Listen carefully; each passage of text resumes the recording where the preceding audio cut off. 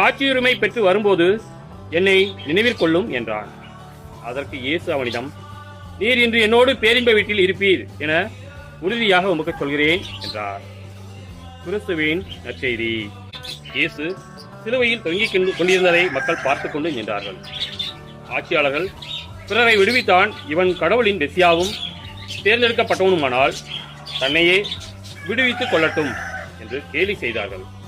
படைவீரர் அவரிடம் வந்து குளித்த திராட்சை ரசத்தை கொடுத்து, நீ யூதர்களின் அரசனானால் உன்னை காப்பாற்றிக்கொள் என்று எள்ளி நகையாடினர்.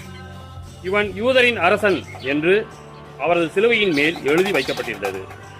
சிலுவையில் தொங்கிக் கொண்டிருந்த குற்றவாளிகளுள் ஒருவன், நீ மெசியாதானே, உன்னையும் எங்களையும் காப்பாற்று என்று அவரை பழித்துரைத்தான். ஆனால் மற்றவன் அவனை கடிந்து கொண்டு, கடவுளுக்கு நீ அஞ்சுவதில்லையா? நீயும் அதே தீர்ப்புக்குத்தானே உள்ளாகி இருக்கிறாய்.